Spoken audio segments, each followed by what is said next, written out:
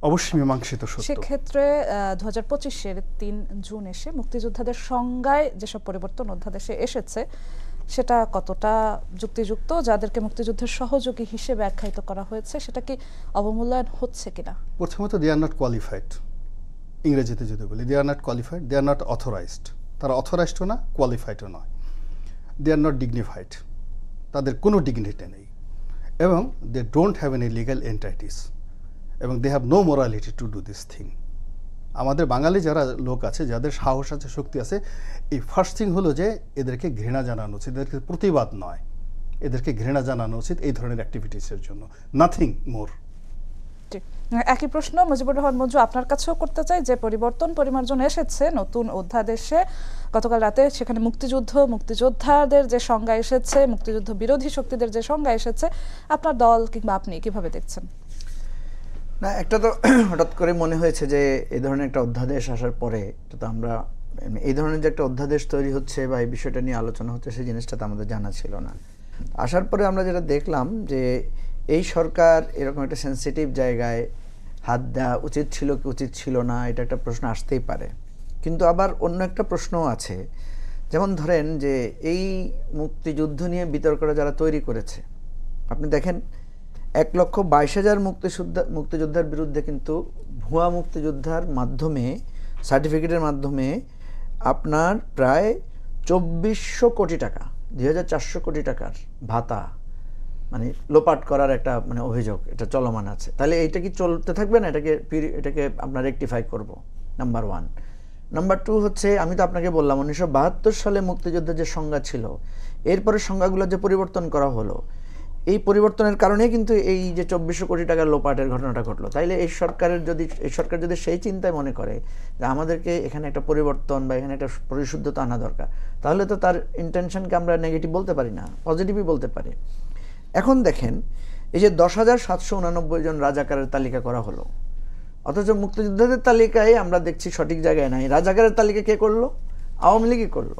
আওয়ামী লীগের যিনি মন্ত্রী ছিলেন তিনি কিন্তু একজন মুক্তিযোদ্ধা, তার হাত ধরে যে তালিকাটা হলো সেটা দেখা গেলো পরে প্রত্যাহার করে নিয়েছে। তো এই জন্য যেটা বলছি যে দেখেন, মুক্তিযুদ্ধ যেটা রনি ভাই বলেছেন, আমি রনি ভাইয়ের সাথে একমত যে মুক্তিযুদ্ধ আমাদের একটা বিশাল অর্জন, আমাদের পতাকা, আমাদের ভূখণ্ড। মুক্তিযুদ্ধের যে অর্জন হওয়ার কথা ছিল সেটা হয়তো আমরা 100 ভাগ হতে পারি নাই। পৃথিবীতে কোনো যুদ্ধ, কোনো আন্দোলন, কোনো সংগ্রামী 100 ভাগ সফল হয় না, তার একটা অপ্রাপ্তি থাকে। এবং আমাদের স্বাধীনতার স্বপ্ন যেটা ছিল, অঙ্গীকার যেটা ছিল, সাম্য, মানবিক মর্যাদা, সামাজিক সুবিচারের ভিত্তিতে আমরা একটা রাষ্ট্র চাই। দেখেন, শেখ মুজিবুর রহমান কিন্তু গণতন্ত্রের একটা প্রতিমূর্তি আকারে হাজির হয়েছিলেন, কিন্তু তিনি যেখানে তাকে পাকিস্তানি শাসকরা হত্যা করার সাহস করে নাই, তিনি কিন্তু তার এই স্বাধীন বাংলাদেশেই তিনি হত্যাকাণ্ডের শিকার হয়েছেন। এবং সেই হত্যাকাণ্ডের আমরা দেখতে পাচ্ছি যে যারা নেতৃত্ব দিয়েছেন বা যাদেরকে পেছনের নায়ক বলা হচ্ছে, তারা সবাই কিন্তু কোনো না কোনোভাবে মুক্তিযুদ্ধের সপক্ষে শক্তি। খন্দকার মোশতাক উনার দলেরই নেতা ছিলেন। যারা এই মানে অপারেশন, যে 15ই আগস্ট অপারেশন করেছে, তারা সবাই মুক্তিযুদ্ধের, কারো মেজর ডালিমের তো মুক্তিযুদ্ধের আপনার ইয়েই আছে, বীরত্বের মানে স্বীকৃতিই আছে। তো এখন আমরা কি দেখতে পাচ্ছি? আমরা দেখতে পাচ্ছি যে আমাদের মুক্তিযুদ্ধের যে অভিপ্রায়টা ছিল গণতন্ত্র পাবো, আমরা সেখানে আমরা কি পেয়েছি? বাকশাল পেয়েছি। সেখানে আমরা দেখলাম যে অর্থনৈতিক মুক্তির জায়গায় আমরা, শেখ মুজিবুর রহমান বলছেন যে আমার ডানে চোর বামে চোর, আমি কম্বল এনেছিলাম 7.5 কোটি, আমার কম্বলটা আমি পাই নাই। উনি এই যে ওনার নানা ধরনের ঐতিহাসিক বক্তব্য, তাতে দেখা যাচ্ছে যে মুক্তিযুদ্ধে অর্জনের মধ্যে দিয়ে আমাদের অধিকার অর্জনের, স্বাধিকারের যে স্বপ্নটা ছিল সেটা পূর্ণ হয় নাই। এবং পূর্ণ হয় নাই বলে অল্প কয়েকদিনের মধ্যেই গণতন্ত্র, স্বাধিকার, আমাদের বহুদলীয় গণতন্ত্রের জায়গাটা সব মুখ থুবড়ে পড়েছে। এই জন্যই আমাদের আসলে যেটা হচ্ছে কি, আমাদের তো একটা জায়গায় এসে আমাদের এই বিতর্কের জায়গাগুলো অবসান করতে হবে। তো এই অন্তর্বর্তীকালীন সরকারের একটা সুবিধা হচ্ছে, সে যেহেতু নির্দলীয়, সে যখন কোনো একটা ভূমিকা রাখবে তখন হয়তো মনে হতে পারে যে এটা, যেমন দেখেন আপনি আজকে তো দেখেছেন যে মুক্তিযুদ্ধের সংজ্ঞা দিতে গিয়ে সেখানে কিন্তু 2-3টা রাজনৈতিক দলের নাম উল্লেখ করা হয়েছে। তাহলে এটা তো আগে এই সুনির্দিষ্টটা করা হয় নাই, যারা স্বাধীনতা বিরোধী ছিলেন তাদের নামটা উল্লেখ করা হয়েছে। তাহলে এটাকে তো আপনি নেগেটিভ বলছেন না, এটাকে তো আপনি পজিটিভ আকারে দেখছেন। সুতরাং এই জায়গাটায় আমি মনে করি যে বিতর্কের জন্য না করে যেটা হয়েছে সেটা তো একটা ভুল বোঝাবুঝি, সেটা একটা ব্যাখ্যা দেওয়া হয়েছে। সুতরাং বিতর্কের জন্য না করে আমরা যদি আমাদের সঠিক মুক্তিযোদ্ধাদের তালিকাটা, সঠিক শহীদের তালিকাটা, শহীদ রাজাকারদের তালিকাটা আমরা যদি করতে পারি। এখন আসেন, শেখ মুজিবুর রহমান কিন্তু স্বাধীনতা আমি একটু যুক্ত করতে চাই, সঠিক তথ্যটা পরিশুদ্ধি আনা দরকার, এমন কিছু বিষয় আপনি সামনে এনেছেন। নির্দলীয় সরকার, অন্তর্বর্তীকালীন সরকার তেমনটা এনেছেন। আপনি কি মনে করেন যে এখন যদি মুক্তিযোদ্ধার তালিকাভুক্তির প্রক্রিয়া হয় সেটি রাজনৈতিক প্রভাব মুক্ত হবে শতভাগ মুক্ত হবে কিনা আমি এটা নিশ্চয়তা দিতে পারছি না, কারণ আমরা তো বলেছি যে জাতীয়ভাবেই আমরা একটা বিভক্তির মধ্যে আছি। তবে আমি মনে করি বিএনপি সরকার বা আওয়ামী লীগ সরকারের বাইরে মধ্যবর্তী কোনো সরকার যদি এই কাজটা করে তাহলে এটা অপেক্ষাকৃত গ্রহণযোগ্য হবে। আমি বলবো না যে 100 ভাগ গ্রহণযোগ্য হবে, অপেক্ষাকৃত সেটা গ্রহণযোগ্য হবে, এটা আমি মনে করছি। এবং অতীতে সমস্যা যেটা হয় যে আমাদের এই ইন বিটুইন বা তত্ত্বাবধায়ক সরকার বা অন্তর্বর্তীকালীন সরকার যখন দায়িত্বে আসে তখন মানুষ কিন্তু এই সরকারের কাছে অনেক প্রত্যাশা করে, কিন্তু আবার যখন সে প্রত্যাশা পূরণ করতে পারে না বা কিছুদিন গেলেই সে থমকে দাঁড়িয়ে বলে যে এই সরকারের এত কাজ করার কি দরকার ছিল। তো এই দুই মানে ডিলেমার মধ্যে কিন্তু আমাদেরকে থাকতে হয়। গোলাম মাওলা রনি, একই প্রশ্ন আপনার কাছেও করতে চাই।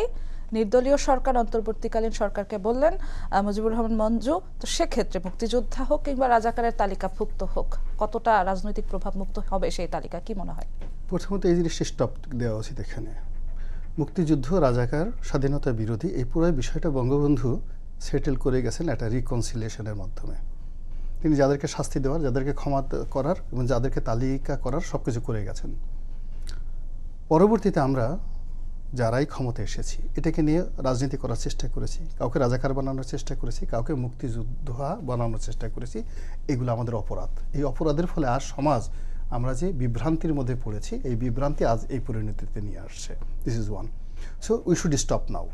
এখান থেকে আমাদের আর আগানো ঠিক হবে না, পেছনে যাওয়ার দরকার না, সামনে দরকার নাই। মুক্তিযুদ্ধের জায়গাতেই থাকুক। আমাদের সবারই জন্মের একটা ইতিহাস আছে, আমরা সবাই কিন্তু সেই জন্মের ইতিহাস সম্মানের সাথে স্মরণ করি, ঘাটাঘাটি করি না, কোত্থেকে এলাম, কীভাবে এলাম, কী হলো। তদ্রূপ এই জাতিরও যখন একটা জাতি জন্মগ্রহণ করে সেই জন্মের মধ্যে অনেক ইতিবাচক নেতিবাচক বিষয়গুলো থাকে। তো যার জন্য এখানে রাজাকার, আলবদর, আসাম, রাজাকারের নাতিপুতি, মুক্তিযুদ্ধের নাতিপুতি, তাদেরকে এই বিভিন্ন কথাবার্তা বলে আমরা আসলে একে অপরকে ছোট করতে গিয়ে নিজেরাও ছোট হয়ে যাচ্ছি। আওয়ামী লীগ যে কাজগুলো করেছে ভালো কাজ করেনি, তারা যে গালাগালি করছে ভালো কাজ করেনি। আবার এখন যারা কাজ করছে তারাও ভালো কাজ করছে নাই। We should stop now, number one. Number two হলো যে ওই যে উনি যেটা বললেন যে ভুয়া মুক্তিযোদ্ধাদের নামে 2400 কোটি টাকা যাচ্ছে, খুবই আপত্তিকর। এবং আশ্চর্য ব্যাপার হলো যে আমার সে বয়সে ছোট, মুক্তিযুদ্ধের সময় আমি 1967 সনে আমার জন্ম, আমার হালকা হালকা মনে আছে। তা আমি যখন সংসদ সদস্য, আমার সে বয়সে ছোট, সে মুক্তিযোদ্ধা হওয়ার জন্য দরখাস্ত করেছে, আমার কাছে সুপারিশের জন্য। 6000 মুক্তিযোদ্ধা আছে 50 বছরের বয়সী। তা আমার সে বয়সে ছোট, আমি সংসদ সদস্য, আমি কমিটির প্রধান। তা আমি প্রথমে বললাম যে আমি একটা বৈঠকে বসবো না, বিকজ 67 সনে জন্ম হয়ে 71 সনে আমার অভিজ্ঞতা খুব অল্প। তো সেটা দিয়ে আমি কি করে মুক্তিযোদ্ধা যাচাই বাছাই কমিটির প্রধান হই, being a member of parliament? So I cannot do it, number one. আমার কাছে অনেকে সুপারিশের জন্য আসছে, আমি বললাম যে এই বদমাইশ, বেইমানের একটা সময় আছে, তুই তো আমার চেয়ে বয়সে ছোট, তুই কি করে মুক্তিযুদ্ধ করলি? এরকম ঘটনা হয়েছে, সেগুলো তদন্ত করে ব্যবস্থা না হোক independently, number one. Number two হলো যদি ধরেন 2400 কোটি টাকা একটা রাষ্ট্রের জন্য, ইটস নট এ মানি। যদি in consideration of liberation war মুক্তিযুদ্ধের কথা ধরেন, তাহলে এই 2400 কোটি টাকা যাক না। আপনি কাউরান বাজারে প্রতিদিন 10 কোটি টাকা চাঁদাবাজি হয়, এবং বছরে যদি আপনি ডেইলি 10 কোটি টাকা হয়, বছরে 3000 কোটি টাকা শুধুমাত্র কাউরান বাজারে একটা জায়গা থেকে আপনার চাঁদাবাজি হচ্ছে। বন্ধ করেন না এটা। এই কয়দিনের মধ্যে, 10 মাসের মধ্যে 1 লক্ষ কোটি টাকা শেয়ার মার্কেট থেকে বের হয়ে গেল, জাস্ট 10 মাসে। বন্ধ করেন না।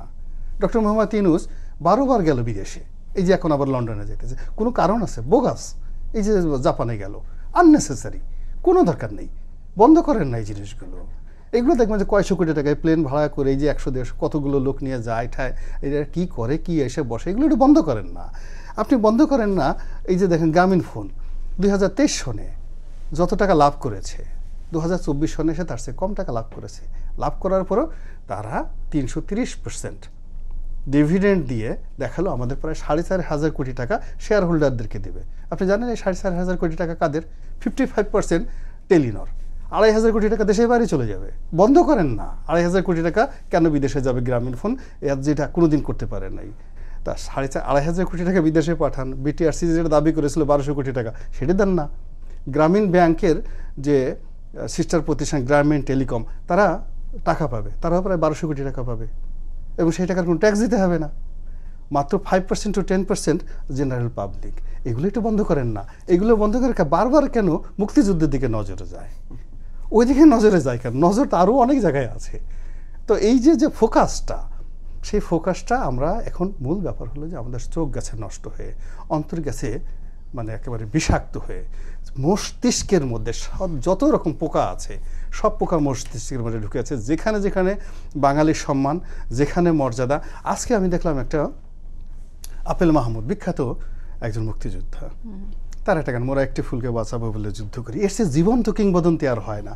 সেই মানুষকে মুক্তিযোদ্ধার তালিকা থেকে বাদ দিছে। সে গেছে বৈঠক করতে, সে বলতেছে মরিয়া প্রমাণ করতে হইল যে আমি মরি নাই, আমি আপেল মাহমুদ বাংলাদেশে, আমি মুক্তিযোদ্ধা না। এই কথা যদি আজম খানকে বলা হয়তো যে মুক্তিযোদ্ধা না, মুক্তিযোদ্ধা না, এই প্রশ্ন যেহেতু এসেছে আমি একটি বিষয়, মুক্তিযোদ্ধা না কোথায় বললো? আপেল মাহমুদকে নিয়ে একটি বিতর্ক হয়েছে আপনার আজকে দেখে, আমি এইমাত্র দেখে আসলাম। আমি আরেকটু যুক্ত করতে চাই। 1971 সালে যারা রণাঙ্গনে যুদ্ধ করেছে, সরাসরি পাকিস্তান হানাদার বাহিনীর বিরুদ্ধে সশস্ত্র যুদ্ধ করেছে, শুধু তারাই মুক্তিযোদ্ধার মর্যাদা পাবেন, এমন একটি তথ্য কিংবা এমন একটি বক্তব্য মুক্তিযুদ্ধ বিষয়ক উপদেষ্টা ফেব্রুয়ারিতে দিয়েছিলেন, যখন এই অধ্যাদেশের খসড়া তৈরি হচ্ছিল। কিন্তু আজকে যখন আবার বিতর্ক তৈরি হলো, তখন তিনি বলেছেন ইতিহাস কেউ কি মুছতে পারবে না, জাতীয় চার নেতা এবং শেখ মুজিবুর রহমান মুক্তিযোদ্ধা হিসেবেই আছেন, থাকবেন, তাদেরকে বাদ দেওয়া হয়নি। এই বক্তব্যটা সাংঘর্ষিক মনে হচ্ছে কিনা শুরুতে ছোট করে গোলাম মোল্লা রনি আপনি বলবেন। ফার্স্ট থিং হলো যে এই ভদ্রলোক একজন মুক্তিযোদ্ধা, কিন্তু অত ফেমাস নয়। ফার্স্ট থিং হলো বঙ্গবন্ধুর নাম, সৈয়দ নজরুল ইসলামের নাম, তাজউদ্দিনের নাম, মুক্তিযোদ্ধা থাকবেন কি থাকবেন এই বিষয় নিয়ে ওনার কথা বলার তো মানে কথা বলার আগেই তো ওনার শরীরে একটা কম্পন ধরা উচিত ছিল। উনি যেদিন অস্ত্র ধরেছিলেন, উনি যেদিন মুক্তিযুদ্ধ করেছিলেন, উনি যেদিন জয় বাংলার স্লোগান আন্দোলিত হয়েছিলেন, সেদিন কার নামে হয়েছিলেন? ডক্টর ইউনূসের নামে? কার নামে হয়েছিলেন? তো সেই বঙ্গবন্ধুর নাম, সে আজকে দেখলাম যে তার মুখ দিয়ে একটা পদের জন্য এমন একটা ব্যাপার যে আজকে সে দিদারসে বলল মুজিব, শেখ মুজিব, শেখ মুজিব। আরে বাবা রে বাবা, জয় বাংলা, জয় বঙ্গবন্ধু। এই যে মুক্তিযুদ্ধর সঙ্গে যে শব্দটা, উনি তো এই স্লোগান দিয়েছে, শহীদ প্রেসিডেন্ট জিয়াউর রহমানও স্লোগান দিয়েছেন। আপনি স্বীকার করতে না পারলে চুপ থাকেন, কিন্তু একটা পদের জন্য, একটা চেয়ারের জন্য এখন একবার বললেন, অধ্যাদেশ জারি করলেন, আবার সেটা বাদ দিলেন, এখন কথাবার্তা বলছেন। মানুষের মতিভ্রম কাকে বলে? মানে এই যা কিছু হচ্ছে সমাজে, মানে মনে হচ্ছে আমি পাগল হয়ে যাই। প্রত্যেকটা জিনিসই একটার সঙ্গে কন্ট্রাস্ট করতেছে এবং কন্ট্রাডিকশন করছে, কোনো অবস্থাতে কোনো কিছু মিলানো যাচ্ছে না। মুজিবুর রহমান মঞ্জু, আমরা একদম শেষের দিকে চলে এসেছি। আপনার কাছে দুটো প্রশ্ন একসঙ্গেই করতে চাই। মুক্তিযুদ্ধের সংজ্ঞায় এমন পরিবর্তন ভবিষ্যতে মুক্তিযুদ্ধের ইতিহাস রচনার ওপরে কোনো প্রভাব ফেলবে কিনা? যে সরকারি এসেছে, আমরা কিছুক্ষণ আগেও যুক্ত করেছিলাম যে তারাই চেষ্টা করেছে পরিবর্তন পরিমার্জনের, একটি প্রশ্ন। এবং এই অধ্যাদেশ নিয়ে জনগণের মতামত নেওয়ার কোনো দরকার, প্রয়োজনীয়তা ছিল কিনা? হ্যাঁ, না, এই জায়গাগুলো যেটা রনি ভাই এতক্ষণ বললেন, আমি মনে করি যে এই যে একটা বিতর্কটা উঠানো হয়েছে, এবং উনি তো বললেন যে এটা বিতর্ক উঠানোটা ঠিক হয় নাই, তো বিতর্ক যারা উঠিয়েছে, এখন যারা এই জায়গায় এসে স্থির করেছে, সেটা তো একটা সলভ করতে হবে। একটা হতে পারে যে আমরা সবাই তওবা করলাম যে এই প্রসঙ্গ নিয়ে আর কোনো কথা বলবো না, এটা যেভাবে আছে এভাবে থাকবে ইত্যাদি, অর্থাৎ ঐকমত্যটা তো লাগবে। আপনি যে একটা জায়গায় উনি ওনার দৃষ্টিকোণ থেকে বলবে, আরেকজনের দৃষ্টিকোণ থেকে বলবে, সমাধান তো হবে না। তো সুতরাং সমাধান হওয়ার জন্য একটা জিনিস হতে পারে, আমরা একটা কাজ করতে পারি, যে একটা গণভোট নিতে পারি। যেমন আমরা আমাদের দলের জায়গা থেকে করেছি যে মুক্তিযুদ্ধ নিয়ে আমরা কখনো কোনো বিষয় এটাকে বিতর্কের ঊর্ধ্বে রাখবো, ধর্ম এবং মুক্তিযুদ্ধকে আমরা রাজনৈতিক বিতর্কের ঊর্ধ্বে রাখবো। কারণ এই দুইটা হচ্ছে আমাদের দেশের, আমাদের 1947 সালে দেশটা ভাগ হয়েছে কিন্তু ধর্মের ভিত্তিতে, আর 71 সালে মুক্তিযুদ্ধটা হয়েছে কিন্তু আমাদের জাতিসত্তার, মানে বাঙালি জাতীয়তার, মুসলিম জাতীয়তার, এই যে একটা জায়গা থেকে। কারণ হয়েছে কি, পাকিস্তানে আমরা কিন্তু সবাই মুসলিম, মানে মুসলিম অধ্যুষিত অঞ্চল হিসেবে পাকিস্তান হয়েছে, সেখানে কিন্তু বাঙালি মুসলিম আর পাকিস্তানি মুসলিম এই দুইটা এক না, দেখা গেল যে তারা আমাদেরকে সেকেন্ড ক্লাস সিটিজেন বা থার্ড ক্লাস সিটিজেন মনে করেছে। সেই এই বাংলা ভাষাভাষী মুসলমানদেরই কিন্তু একটা সংগ্রাম ছিল 71-এর মুক্তিযুদ্ধ, আরও অনেকগুলো বিষয় সেখানে ছিল। তো এখন কথা হচ্ছে যে এই জায়গাটাতে একটা জায়গায় এসে যে ফুল স্টপ দিতে হবে আমাদেরকে, এবং সেটা দেওয়ার আমি মনে করি এখনকারই এটা শ্রেষ্ঠ সময়।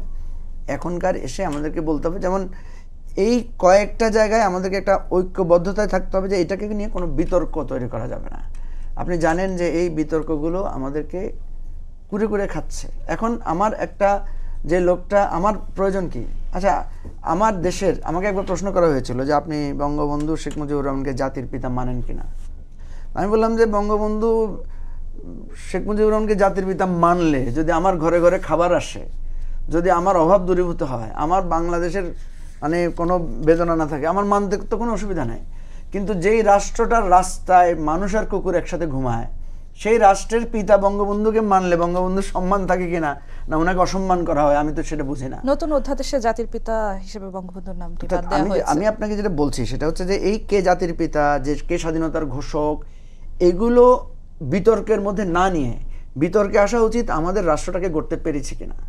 বঙ্গবন্ধু যে স্বপ্ন দেখেছেন বা জিয়াউর রহমান যে স্বপ্ন দেখেছেন, সেই স্বপ্নের আলোকে বাংলাদেশটা আমরা তৈরি করতে পেরেছি কিনা, সেটাই তো গুরুত্বপূর্ণ।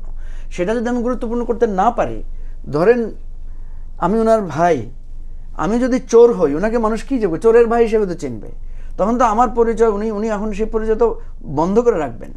এই জায়গা থেকে আমাদের যেই জায়গাটা আমরা কথা বলতে চাই সেটা হচ্ছে এই বিতর্কগুলো আমাদের বন্ধ করা উচিত। আমাদের বন্ধ করা উচিত যে ভাই বাংলাদেশ রাষ্ট্রটা তৈরি করেন, তৈরি করার পর 100 বার আপনি জাতির পিতা হন, কোনো অসুবিধা নেই। বাংলাদেশ রাষ্ট্রটাকে ক্ষুধা দারিদ্র্যমুক্ত দুর্নীতিমুক্ত করি না, করার পরে আপনি যাকে যাকে খুশি আপনি অ্যাওয়ার্ড দেন, যাকে যাকে খুশি জাতির শ্রেষ্ঠ সন্তান হিসেবে সম্মান দেন, কোনো অসুবিধা নেই। কিন্তু দেশটা ধ্বংস হয়ে যাচ্ছে, দেশের অর্থনীতি, আপনি দেখেন আজকে যে বাজেট হয়েছে সেই বাজেটের আমরা কি দেখতে পাচ্ছি, একদম শেষ সময় চলে মানে আপনার 8 লক্ষ কোটি টাকার মধ্যে 5 লক্ষ কোটি টাকাই মানে আমাদের এখান থেকে ইনকাম হচ্ছে না, প্রায় 3 লক্ষ কোটি টাকার মতো আমাকে ঋণ করতে হচ্ছে। আমরা একদম শেষ সময় চলে এসেছি। তো সুতরাং আমরা একমত হই যে আমরা এই জিনিসগুলোকে বিতর্কের ঊর্ধ্বে রেখে আমরা একটা জাতীয় ঐক্যটা প্রয়োজন আমাদের, সেটাই হবে আশা করছি ইনশাআল্লাহ ভবিষ্যতে। আপনাদের দুজনকে অসংখ্য ধন্যবাদ আজকের সম্পাদকীয়তে যুক্ত হওয়ার জন্য। ধন্যবাদ সবাইকে ধন্যবাদ জানিয়ে শেষ করছি আজকের সম্পাদকীয়। আগামীকাল আবারও দেখা হবে একই সময়ে। শুভরাত্রি।